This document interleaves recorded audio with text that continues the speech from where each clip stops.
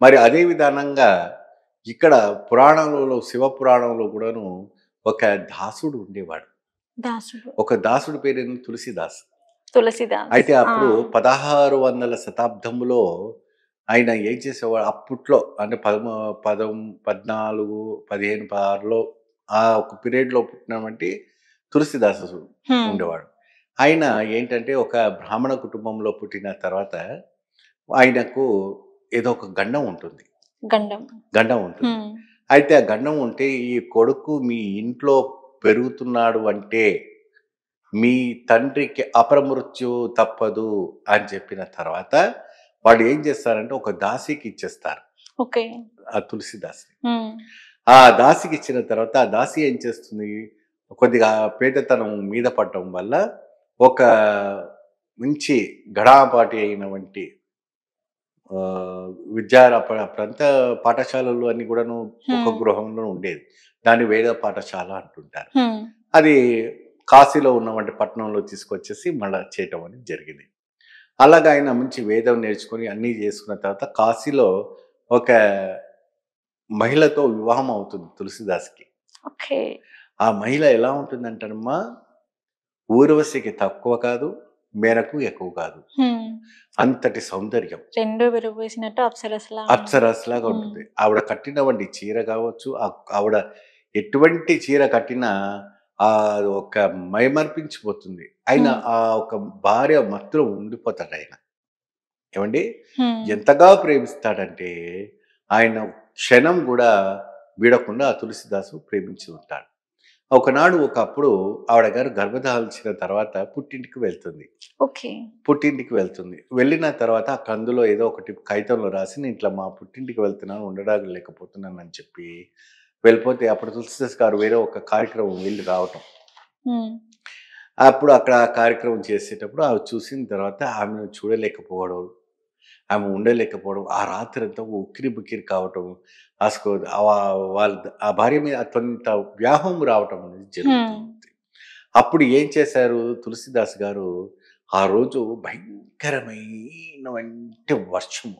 ఎటువంటి వర్షం అంటే అమ్మా అసలు నిలబడలేము. అసలు ఎటువంటి ఆ వర్షంలో సముద్రం, నదులు దాటుకుంటూ వాళ్ళ అత్తగారి ఇంటికి చేరారు. హ్మ్. చేరి వాళ్ళ భార్యని ముందు గుమ్మం నుంచి వెనక గుమ్మం నుంచి కాకుండా పై మెట్టు ఎక్కి ఫస్ట్ ఫ్లోర్‌కెళ్ళిపోయారాయన. హ్మ్. పోయి తలుపులు తట్టి లోపలికెళ్ళిపోగానే వాళ్ళ భార్యని చూసి ఆ భార్య షాక్ అయిపోయింది. రాత్రి 1 గంటకొచ్చావేంటి? హ్మ్. ఇంత భారీ వర్షంలో? అది ఇది అంటే, లేదు నిన్ను చూడలేక నేను ఉండలేకపోతున్నాను. హ్మ్. అది ఇది అని చెప్తే, అప్పుడు వాళ్ళ భార్య వచ్చేసి జ్ఞానోపదేశం చేస్తుంది. ఇదే భక్తి నువ్వు గాని భగవంతుని మీద పెట్టి ఉంటే, నీకు భగవంతుడు సాక్షాత్కారం కాకపోవునా? ఇంత వ్యామోహం నా మీద ఎందుకు పెట్టుకొని ఉన్నావని చెప్పేసి మనసు ఇరగొట్టేస్తుంది. ఓకే. హ్మ్. ఏం ఇరగొడుతుంది? మనసు. మనసు ఇరగొట్టిన తర్వాత అప్పుడు ఆయన హనుమంతుడి మీద, రాముడి మీద మహాభక్తి పెంచుకొని హ్మ్. తిరిగి ప్రయాణమై కాశీకొచ్చేస్తారాయన. హ్మ్.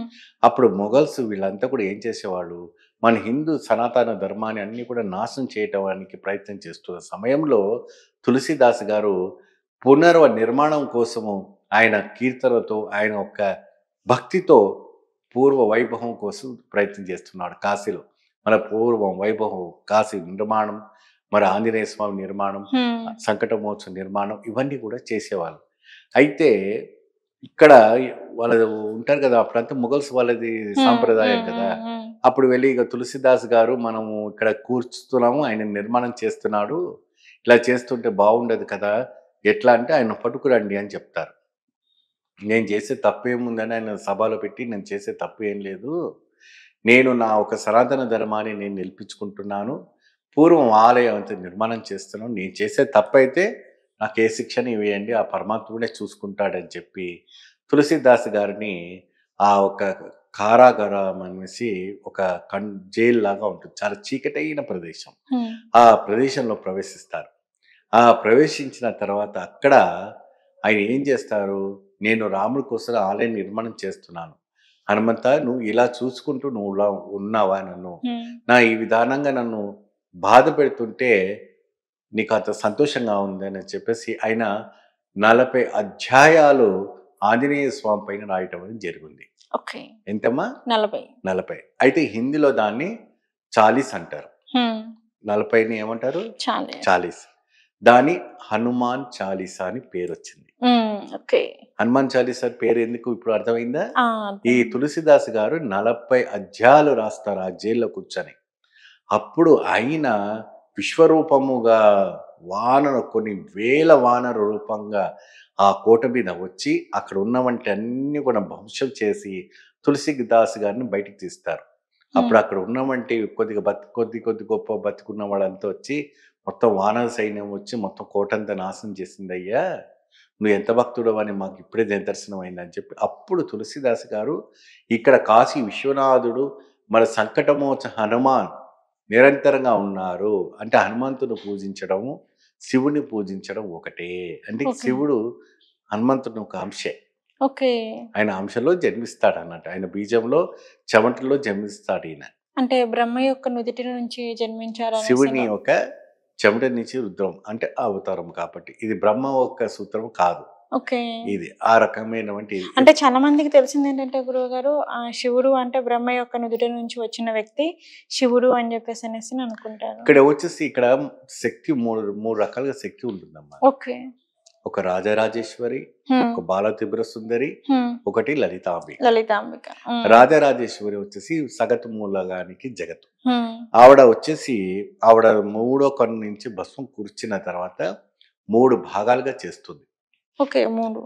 హ్మ్. 3 పిండిలను చేస్తుంది. ఆ 3 పిండిల్లో ఒకటి బ్రహ్మ, హ్మ్. ఒకటి విష్ణు, ఒకటి శివుడు. హ్మ్. ఆ 3 భాగాల నుంచి సగం భాగము మహావిష్ణువుకు లక్ష్మి, హ్మ్. శివుడికి పార్వతి, హ్మ్. బ్రహ్మకు సరస్వతి. హ్మ్. మీరే ఈ సృష్టికి మూలధారకమైన రాజరాజేశ్వరి, లలితాంబిక మరియు బాల త్రిపురసుందరి అనుగ్రహదాయకం ఇవ్వటం అనేది జరుగుతుంది. హ్మ్. వీళ్ళే దీనికి మాయ.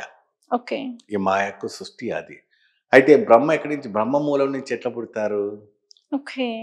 ఎందుకంటే ఇది కొన్ని అవగాహన ఉన్నవి, కొన్ని అవగాహన లేనివి హ్మ్. జనాలను అయోమయం చేయడానికి మాట్లాడడమే తప్ప ఓకే. అసలైన కథ తెలియని వాళ్ళు ఎవ్వరు లేరు. ఓకే. నేను విష్ణు పురాణం, శివ పురాణం, గరుడ పురాణం, వేద పురాణం అన్ని పురాణాలు కూడా చదివినటువంటి డాక్టరేట్ పొందినటువంటి వాడిని ఈ రాజనంబూతిరి. ఓకే. ప్రతిదీ కూడా పరిశోధించి ప్రేక్షకులకు ఇబ్బంది కలగకుండా ప్రతి వాళ్ళు క్షేమంగా ఉండడం కోసం ఎన్నో కొన్ని వేల ప్రోగ్రామ్స్ చేసి వాళ్ళకి అర్పణం చేసినటువంటివి ఒక అల్పుడిని, ఒక దాసుని, దేవునికి దాసుని. యాహ్! ఏమండి? దేవునికి దాసుడు. దేవుడికి దాసుని. శ్రీరామచంద్రునికి ఒక తులసి మొక్క లాంటి వాడిని. హ్మ్. ఆ శ్రీనివాసునికి ఒక తులసి మొక్క వాడిని. అవును. మా అయ్యప్ప స్వామికి ఒక గుడికి గంట లాంటి వాడిని. అంతే, వేరేది ఏం లేదమ్మా. ఆ కాశీ విశ్వేశ్వరుడికి నేను ఒక భస్మం పోసినటువంటి వాడిని అంతే. ఓకే. ధూళి. ధూళి. ఆ ధూళికి సమానం వాడిని నేను. అటువంటి జ్ఞానం ఆ భగవంతుడు మనకివ్వటం, ఈ జ్ఞానంతో వాళ్ళకి ఇవ్వటం, వాళ్ళు కూడా సన్మార్గంలో ఉండటం, ఎంతోమంది జీవితం అంతా కూడా బాగుపడింది. ఓకే. అయితే ఇక్కడ చూడండి, భక్తికి మూలం హనుమాను చాలీస ఏ విధానంగా ఏర్పడింది హ్మ్. అని ఒక రహస్యం ఒకటి బయటపడింది. ఓకే. శివుడిని పూజించడం వల్ల ఎటువంటి ఫలితం అనేది మనం మాట్లాడుకున్నాము. హ్మ్. నందిని ప్రదోష కాలంలో పూజించడం వల్ల సంతానము, ఐశ్వర్యము మరియు అదే విధంగా ఉద్యోగము, అదే హ్మ్. విధంగా ఇంకా అనేక రకమైనటువంటి ఒక హ్మ్. కార్యక్రమం లభ్యం కావడం కోసం అవైలబుల్గా ఉంటుంది. చూసారు కదా! ఇది శివోహం యొక్క ప్రత్యేక కార్యక్రమం. సో, ఆ పరమేశ్వరుడు గురించి మనకి ఎన్నో తెలియని విశేషాలు, అలాగే ఆయన యొక్క జన్మ రహస్యము, ఆయన్ని ఏ విధంగా పూజించాలి, ఆయన యొక్క పురాణాల గురించి మనకు నంబూద్రి గారు ఎన్నో విషయాలు తెలియచేశారు. సో, నెక్స్ట్ అలానే ఇంకొక ఇంట్రెస్టింగ్ ఎపిసోడ్‌తో మీ ముందుకుంటాను. అంతవరకు మీరు చూస్తూనే ఉండండి 6 టీవీ.